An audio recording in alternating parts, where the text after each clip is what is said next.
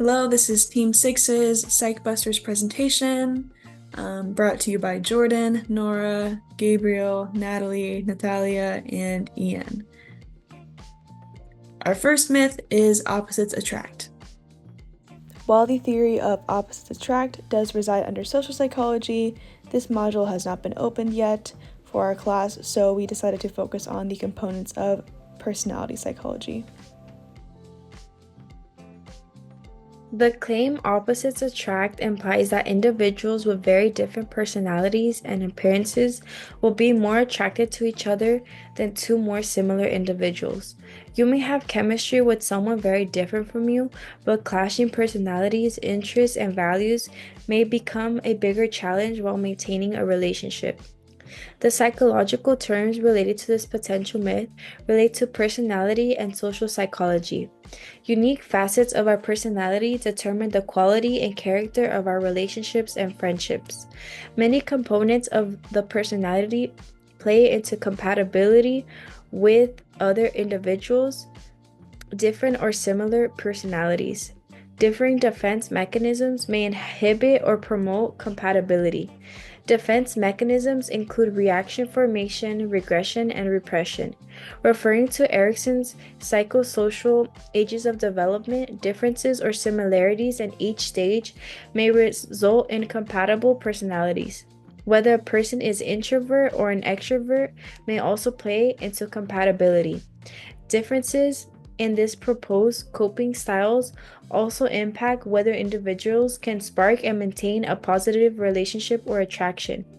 These components of the development of our personality impact our compatibilities with each other, but the issue at hand is whether there's a positive correlation between different personalities.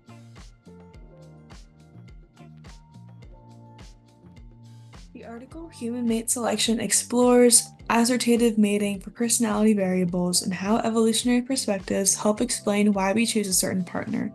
In the first study, they examined a set of 16 personality traits, including dominance, extroversion, and quarrelsomeness, using 3 different means of data for a pair of spouses. They observed self-evaluation, ratings of the subjects by their spouses, and independent interviews, but found a low positive correlation between these traits. The study concluded that there is a moderate consensus about which attributes are ideal for a mate, and these core traits transcend different ages, education, marital status, and geographic location. They concluded opposites do not attract if you focus on the traits universally valued by the United States population. Comparatively, in Birds of a Feather Flock Together and Opposites Attract, the nonlinear relationship between personality and friendship, Liu and Zhang discussed studies where individuals tended to select those with similar personalities to their friends, and others that found little to no correlation on personality similarity in relationships. After data analysis, they found students of the same gender or from the same class were more likely to have closer friendships. Students with similar academic scores were more likely to have higher acquaintanceships, and the correlation between personalities and friendships was unclear. They concluded that birds of a feather flock together and opposites attract are both plausible. So, in conclusion, they claim that opposites attract is plausible and it can coexist with birds of a feather flock together. In conclusion, the claim that opposites attract is plausible. There is no substantial evidence proving only this mechanism of relationships is true, and equally, there is not enough evidence to completely bust this theory.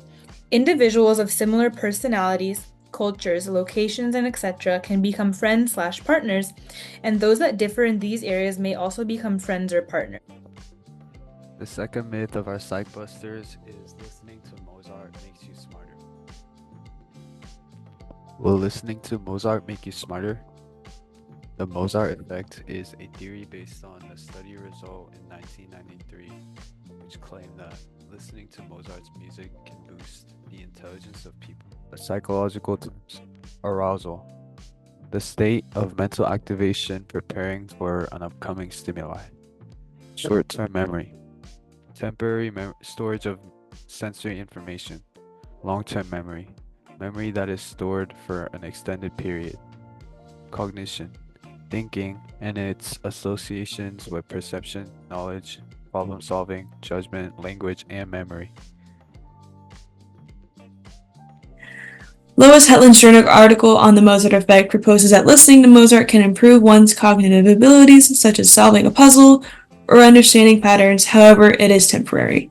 As Hetland researches whether listening to Mozart increases intelligence, it is found by multiple sources that show small, temporary improvements in cognitive tasks after listening to Mozart.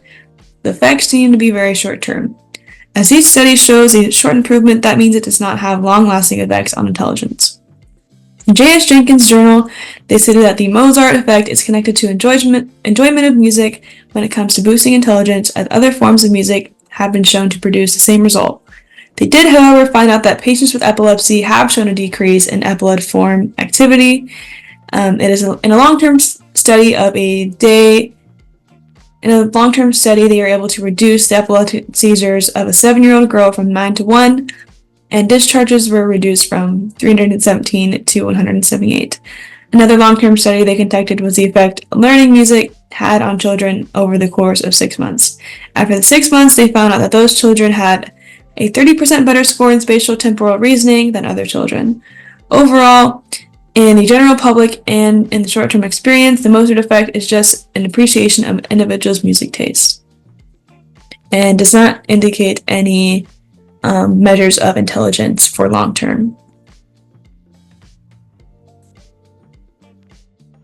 In conclusion, the myth that listening to Mozart's music makes you smarter is busted.